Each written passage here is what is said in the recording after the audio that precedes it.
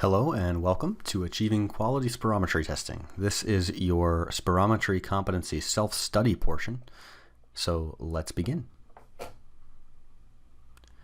Some objectives for today. Number one, we're going to define spirometry testing and why we might see it in an ambulatory care setting.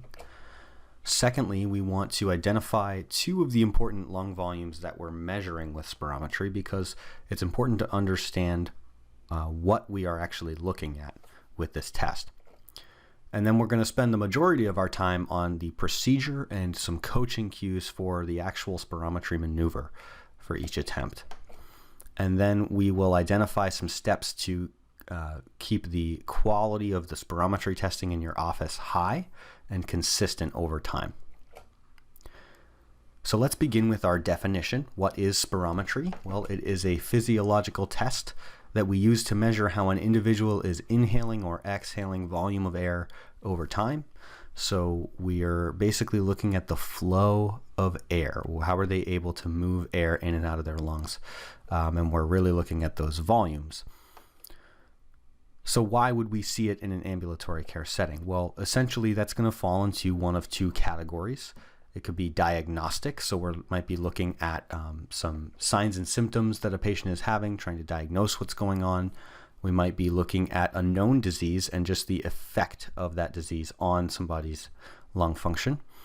We might also be trying to screen somebody who has an elevated risk of a lung disease. So those are some diagnostic reasons for a spirometry test. And then there's also monitoring. So we might have somebody who's already got a diagnosis or a disease, and we're trying to evaluate whether there's any progression or whether some therapeutic interventions that have been prescribed are having any effect. Have we been able to help the patient in any measurable way? So what does it tell us? What does the test results mean? Does that matter to me as a clinical person? Well, doesn't the doctor read the test? Is that something I care about as a nurse or a medical assistant? Well, as a nurse, you want to be familiar with the key values because that's important assessment data for your patient. What does that mean for the patient's airways? How is it going to impact their breathing and their plan of care that you might affect for them? As a medical assistant, you definitely want to be able to identify when you have an abnormal spirometry result so that you can get the provider involved in that. Now, obviously, the provider's not going to be standing there side by side with you every time you do a spirometry test, so you want to be able to identify these things so you can communicate this to them. So it's part of your role in the team, and so we want to understand what we are testing for. So obviously, there's a lot of stuff that goes into lung volumes. There's many numerous values that are used to describe lung volumes, so we're not going to do a crash course in those today, but what we are going to focus on is two of those numbers. We want to know what they mean because we have to understand that in the context of the spirometry test. They're important for the results of the test. So the first one is forced vital capacity, or abbreviated FVC. That's the amount of air, the maximum volume that I can expel forcefully after a maximal inhalation. So in other words, I take the deepest possible breath I can, and then I blow out all that air forcefully. When I'm out of air, that amount of air is the forced vital capacity. So that's important to understand with spirometry because we need to be able to measure that. So we need to make sure the patient gets all the air out. Now, secondly, is the forced expiratory volume in 1 second. This one's really critical. It's abbreviated FEV1, and what this represents is the maximum volume of air that's exhaled just in that first second of a forced expiration from a position of full inspiration. So what that means is, again, I start from having the biggest, deepest breath I can take, and then I blast out the air as fast as I can, as hard as I can, and we measure the amount of air that comes out in the first second. That's the FEV1. And that's really important because for somebody who has an obstructive process going on, sometimes that number can be reduced or can be affected by the disease process. So it's important to understand that those are two really critical parts of the spirometry test results. So we need to be able to get the patient to do that in the spirometry test, which impacts how we actually coach them through the procedure. You're also going to see some graphs in your result, and it's important to understand what you're looking at, not necessarily because you have to interpret the test, but because this is going to become useful in selecting appropriate results when you're ready to finish the test. So you're going to see two graphs here. Number one, on the left, you see a flow volume curve. So on the left-hand side, on the y-axis going up is the flow, liters per second, and then on the bottom, on the x-axis, is the volume in liters. So you're going to see most people are going to have this sort of triangular looking shape. That line represents the flow of air and the amount of volume that's actually come out of their lungs. So you don't have to really understand all the math that goes into that, but basically just understand that that graph is different than the other graph on the right. This is the volume over time. So what this is showing you on the left hand, on the y-axis going up, is the total volume in liters that's come out of their lungs, and on the along the bottom on the x-axis is the time in seconds. So we're going to come back to this in a moment, but just recognize that these are going to show up on your screen and on the report. So being able to understand what you're looking at least on a basic level, helps you evaluate the results later. So how do we actually get the patient to do these things to get these results? Well, that's going to be the focus of the rest of our presentation on really how to coach the procedure itself.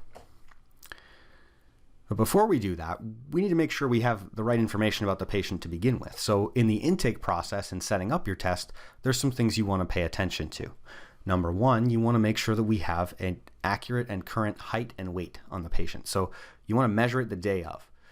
This is important for the predicted value. Now, spirometry is a test that is interpreted by taking the patient's actual performance and comparing it to what we would predict them to be able to do based on parameters like their height and weight, their age and gender, and things like that. So it's important to have that information before we begin.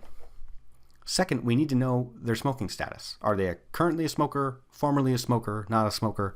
Now, of course, that's information that you're used to gathering in the rooming process, not something that is necessarily new or that you're not used to asking. Just making sure that that information gets into the spirometry module is important, because it doesn't always pull from your rooming form, so you want to make sure that you check that as you're setting up your test.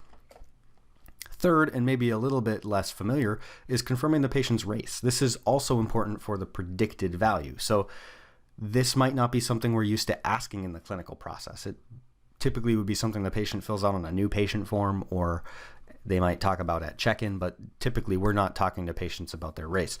So one useful way to do this is to look at what we already have in the registration system and confirm that information.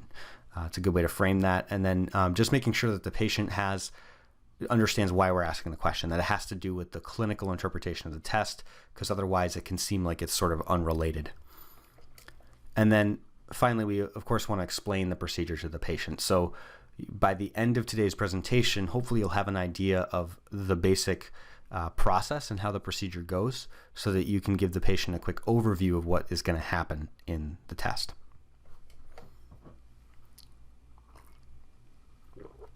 Now, you also need to be paying attention to a few things when you set up the room and position the patient. So in terms of positioning, you want to always have the patient sitting, but they need to also have good posture and be upright so that they can expand their lungs and take that deep breath. Now, it's recommended that you use a chair that has arms so that they're nice and supported when they hold the spirometer, and that there's no wheels on that chair so that they can have a nice base of support. You always want to use a nose clip with spirometry, because if you don't block the nose, you can leak air through the nasal passage, which impacts the integrity of the test. Any clothing that's restricting the patient's ability to get that big, deep breath, the full and rapid inhalation, needs to come off. So some things that might do this are belts. Every once in a while, somebody has really tight pants or a tight bra or something that might be something that needs to come off so that they can actually do the maneuver. Now, that's kind of a judgment call. You may need to watch the patient do one attempt and then make the decision based off of that attempt if something is in the way. But there's no hard, fast rules here that everybody's belt needs to come off or anything like that. You want to make sure that you're tailoring it to what's going on with your patient. Are they able to do the test? And along the same lines, if your patient has dentures, you don't need to necessarily take them out unless they don't really fit well and they're kind of wobbling around. That can sometimes affect the flow of air through the mouth. So you want to make sure that that comes out if it's in the way. But again, no hard, fast rules. If their dentures aren't causing a problem, they don't need to come out. Now, it's important to also understand that as a side effect of doing this repeated breathing maneuver, sometimes people get a little bit lightheaded or dizzy. They could potentially pass out. That happens because that deep breath maneuver can disrupt the return of blood through the chest into the brain. So some things we do, number one, to prevent it would be to space out your attempts sufficiently. So make sure that you have enough time in between. Recommended about 60 seconds in between so that you don't wipe your patient out in the process of doing the test. If they do get dizzy or lightheaded, stop. Don't finish the attempt if they're dizzy or lightheaded. Stop that, let them rest, and evaluate the patient first. It's also why we recommend a seated position. If somebody does get dizzy, they're much less likely to fall and hurt themselves if they're already sitting down. So that's one of the reasons why that's done. It's a safety thing. So last thing we want to do is hurt our patients by accident because we didn't consider their safety in the test. So just something to recognize and be prepared for. So let's get into coaching the maneuver. How do we actually get the patient to do the thing that we need them to do for spirometry? So first step is to get them to take that nice deep breath. So that's how we're going to start the test. We're going to coach them to take a big deep breath nice and fast. So inhale rapidly and deeply, big deep breath. Then we're going to have them put the mouthpiece in. So the order of events is important here. They're going to take a deep breath, then put the mouthpiece in. Now be careful in your instructions to the patient to make sure they know to put their teeth around the outside of the mouthpiece. They seal it off tightly with their lips, and that their tongue doesn't go in front of or in the tube. That can also interfere with the airflow. So you may notice after an attempt or two that they're doing that. Just recognize that you need to correct that in the test. So then once you have the mouthpiece in, you don't want to wait. You want to go immediately on to the next step, because if you don't, if you hesitate, that can affect the results. So you want less than a second or two of pause. You want to just kind of big deep breath, put the mouthpiece in, and then go to step two, which is step two is that blast of exhalation. So we want to coach the patient to blast the air out of their lungs, all of it, all at once, as much as they can, as fast as they can. And it's quick and forceful, but it's not short. They need to blast it out fast and then continue, which is stage three. Continue to complete exhalation. So they need to fully exhale. Encourage them to keep blowing. They need to know that they're not done after that first blast of air. They need to blast out hard and keep blowing for at least 6 seconds. So you want to coach them along, and you want to pay attention to the time, but also look at the display on the spirometry screen. You'll see that time curve. You're going to want to see that go past 6 seconds. So that's useful to you in actually performing the test, is to watch that for your timing. And then the test ends with a single big deep breath with the mouth still on the mouthpiece. They're going to take one big deep fast breath, just like in the beginning. So it's a big deep breath. They put the mouthpiece in, they blast out hard, and they keep going for 6 seconds. You're going to keep coaching them, keep going, keep going. And then at the end of the 6 seconds, they take a big deep breath at the end again. Then they can take the mouthpiece out and rest. So in order to end the test attempt, a couple things you want to pay attention to. Number one, if the patient can't or shouldn't continue exhaling, they're turning blue or they're getting dizzy, that's a reason to stop. But considering that if they could continue to blow, here's the things you want to look at. Look at that volume time graph. You want to see no change in volume. So it's gonna rise up and then it's gonna flatline. And you need that line to be relatively flat for just at least a second, because that tells us that they're all out of air. They don't have anything left to give us. So they need to have all the air blown out, because remember that's the forced vital capacity. That's all the air that they can blow out. And they need to have gone for at least 6 seconds if they're an adult. Obviously, children won't be able to breathe out that long, so it's a shorter amount of time. So no change in volume for at least 6 seconds. Give me all the air you got, and you got to be exhaling for at least 6 seconds. If the patient is convinced they can't keep blowing, just have them stay on the mouthpiece until the end of the 6 seconds because you don't want to end the test early. Once you've gotten the attempt, you're then going to look at your results and determine whether it's something you can keep or not, because we need at least 3 separate attempts together to form a spirometry test. So all of those attempts need to be both acceptable and reproducible. So acceptable means that there's no artifacts or weird, funny things going on with the flow. So things that might affect the airflow, if they cough during the test, if they end too early, if they start and then start again. Sometimes they have a little bit of a false start. That's an artifact. So they have to have a good quality test. They have to have enough exhalation time, so they have to hit that 6-second mark, and there needs to be a good start. So no hesitation, and they get a nice blast of air for that peak flow. Reproducible means that the tests are relatively similar. So watch a couple of things here. Number one, is your patient's effort consistent? So if they absolutely crush it out of the park on one attempt and then they kind of slack off on the next attempt, those 2 attempts should not be kept together on the same test, because you don't want those that effort isn't consistent. So you need relatively consistent effort from the patient, and then the numbers actually have to match up pretty close. So about 0.15 liters of each other. You look at those numbers. If they're within that range, then they're probably a match. And then if their effort's pretty consistent across those and the shape of the graph is relatively similar. You don't want shapes that are totally different because that tells you the flow is actually not the same, even though the numbers might be similar. So when you're looking at your results, we talk about watching the graph and seeing what you're looking at here. So what you're seeing is this line is the volume of air over time. This is your volume time graph. And notice how it flatlines there. That's what you're looking for to show you that they've gotten all the air out. When that's flat and you've got at least a second of that and it's gone for at least 6 seconds, they're good. You can end that attempt.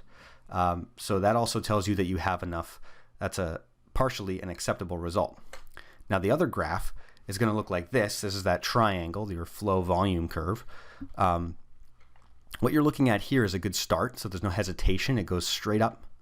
And then that they have this nice blast of air. So you want this to be relatively triangular, because that tells you that the airflow peaks in the beginning. You need that big blast of air, and that's what we're looking for.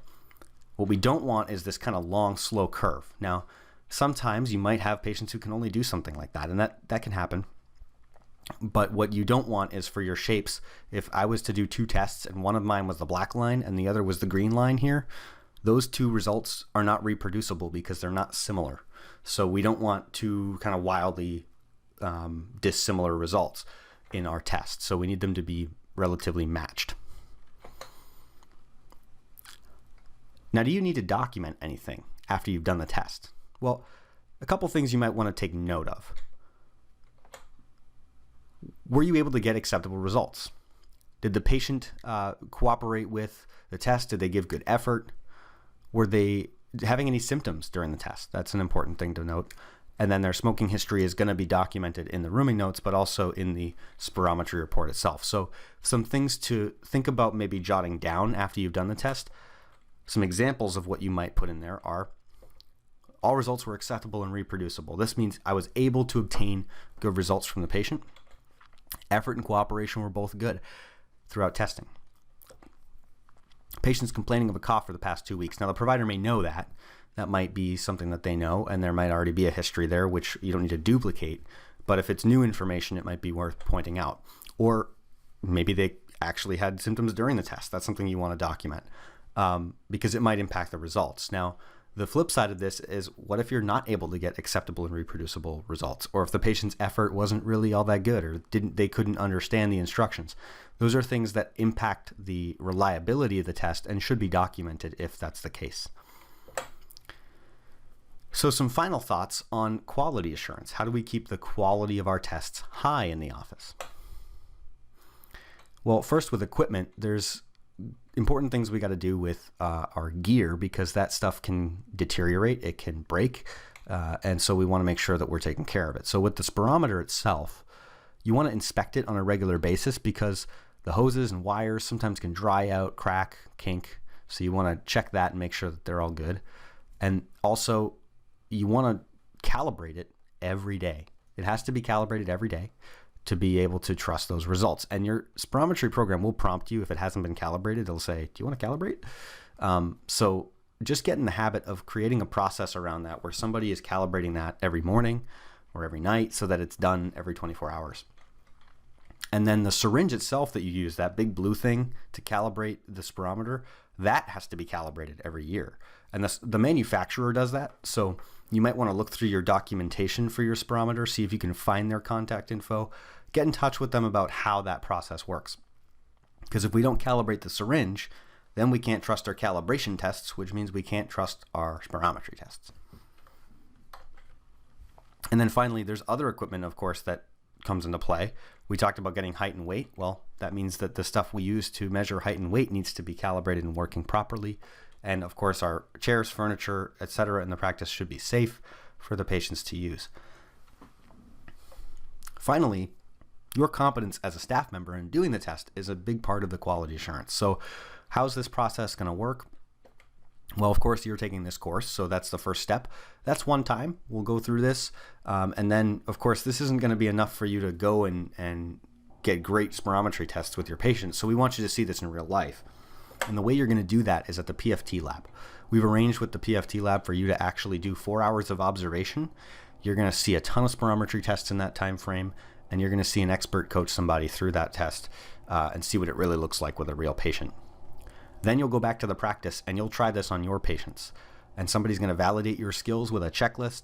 They'll get that checklist signed off. And once that's done, you're considered competent.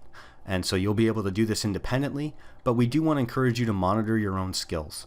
All of us will sometimes need refreshers or to get pointers from people who are more experienced from us. So just keep an eye on yourself after you've finished the official competency training to keep improving your skills, because that's going to improve the care that you give your patients. These are some references that were used to build this presentation, and we thank you for watching.